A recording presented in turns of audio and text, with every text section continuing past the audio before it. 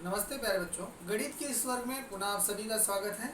हम आपको सिखा रहे हैं गुणा पुनरावर्तन के माध्यम से। आज सीखेंगे गुणा करने की क्रिया है अर्थात गुणन, गुणा और क्यों उसके गुणधर्म क्या है, क्यों ऐसा करते हैं, उसको किस तरह से और किया जा सकता है, उसको कैसे करना है। अंतिम आपका गुणा का ये पेज है, पेज नंबर 32, उसका अभ्यास करेंगे। यहाँ से आज के बाद से गुणा आपका समाप्त हो जाएगा। उसके बाद में हम सिक्के और नोट की चर्चा करेंगे। ठीक है, तब तक आइए गुणा कैसे करना है, उसके गुणधर्म की जानकारी कैसे प्राप्त करनी है, आइए। गुणन, गुणा, क्रिया के गुणधर्म अर्थात देखिए कोई वस्तु है उसको किस तरह से हम करते हैं। ये यहाँ पर 1 2 3 1 2 3 1 2 3 1 2 3 1 2 3 तीन तीन का गोला बनाया गया है। उसमें तीन तीन हम से मणि हैं या गोले हैं, उसको एक अलग अलग किया गया है। 1 2 3 4 5 है ना। तीन तीन के 5 ग्रुप बनाए गए हैं।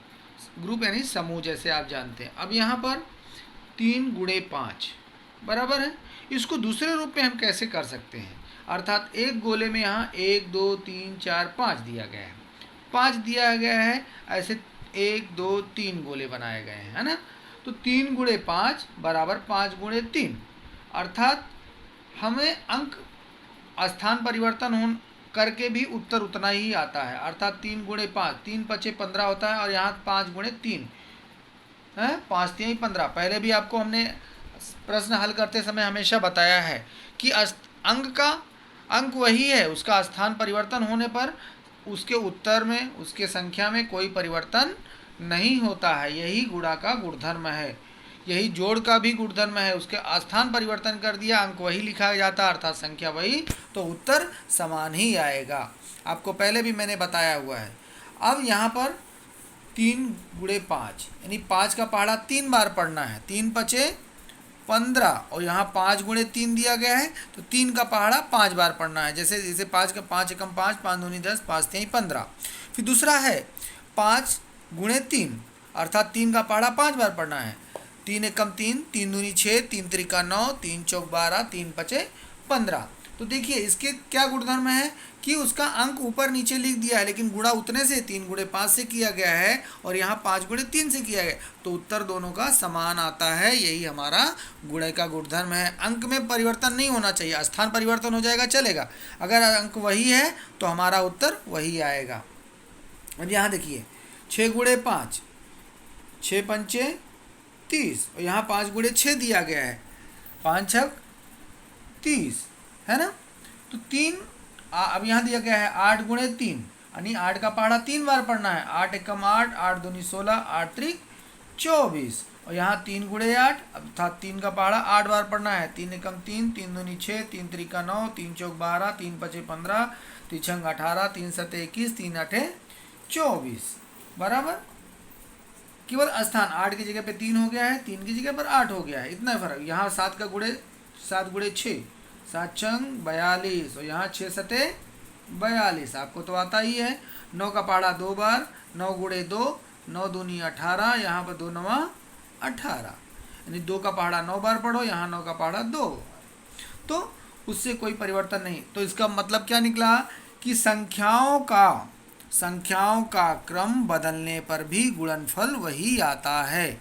यहाँ पर दिया गया है आपका, जैसे आपने प्रश्न हल किए हैं वही दिया है। 6 गुणे 5, 5 बराबर 5 गुणे 6, 8 गुणे 3 बराबर 3 गुणे 8, यहाँ 7 गुणे 6 बराबर 6 गुणे 7, यहाँ 9 गुणे 2 बराबर 2 गुणे 9, तो इसमें कोई परिवर्तन नहीं।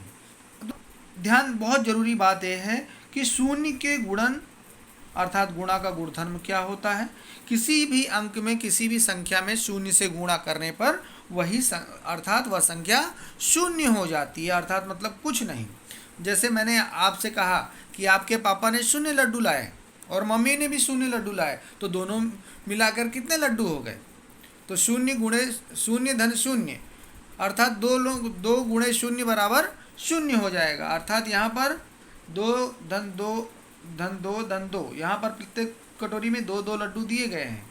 तो यहाँ पर 4, तो 2 गुणे 4 8 हो गए। यहाँ पर 1 2 3 4, एक धन एक धन एक धन एक, अर्थ क्या हो गया, 1 गुणे 4 बराबर 4। लेकिन यहाँ पर खाली है, कटोरी खाली है, 1 2 3 4, तो 4 जगह शून्य है। एक शून्य धन शून्य धन शून्य धन शून्य, इसका अर्थात 0 गुणे 4 बराबर 0, अर्थात चारों कटोरी में कुछ भी नहीं है।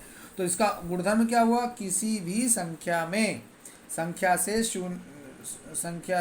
से शून्य में गुणा करने पर अथवा शून्य से किसी भी संख्या में गुणा करने पर गुणनफल शून्य ही आता है, अर्थात 0 गुणे 4 बराबर 4 गुणे 0 अर्थात 0। तो साधारण भाषा में किसी भी संख्या में शून्य से गुणा करने पर वह संख्या शून्य हो जाती है, अर्थात गुणनफल शून्य आता है। ठीक है, सॉरी। नीचे दिए गए गुणा तो पूर्ण करो, ये वही है जैसे ऊपर दिया गया था मैंने, 2 गुणे 4 4 गुणे 2। तो इसको एक सवाल केवल मैं बताऊंगा, इसमें से एक 2 गुणे 4 4 दूनी 8, यानी 4 दूनी 8, 2 चौके 8। अब यह शून्य से गुणा किया गया, यहाँ 7 गुणे 0 0 गुणे 7 7 शून्यम 0 0 सत्ते 0।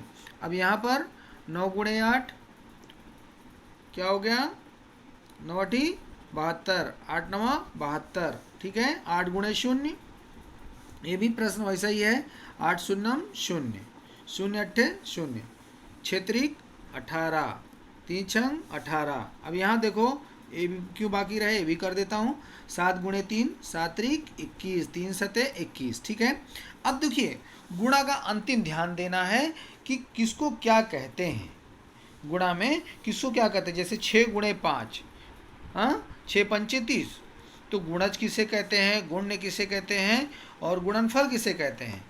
अर्थात जिसमें सबसे पहले 6 गुणे 3 6 गुणे 5, तो गुण्य मतलब इसमें गुणा करना है, गुणक जिससे गुणा करना है। 6 में 6 गुणे 5, अब ये ऊपर नीचे लिखा है तो हम ऐसे करते हैं 6 गुणे 5 है नी, और इसका आ जाता है उत्तर। तो जो ये क्या है, 6 क्या है, गुण्य है, 5 क्या है, गुणक है, और ये क्या है, गुणनफल है ना। अब इसका क्रम बदल जाएगा तो 30, अब इसका गुणनफल वही रहेगा। अब 5 को ऊपर कर देंगे तो गुण्य हो जाएगा, अर्थात 5 गुणे 6 है ना, गुणनफल 5 छक्के 30, गुणनफल वही रहेगा। लेकिन अब यहाँ पर 5 क्या हो गया, गुण्य हो गया, गुणक यानी किससे गुणा किया जा रहा है, 6 से। जिससे गुणा किया जाता है उसको गुणक कहते हैं, और जिसमें गुणा करते हैं उसको गुण्य कहते हैं, अर्थात उसमें गुणा करना है। तो देखिए स्थान परिवर्तन कर देंगे।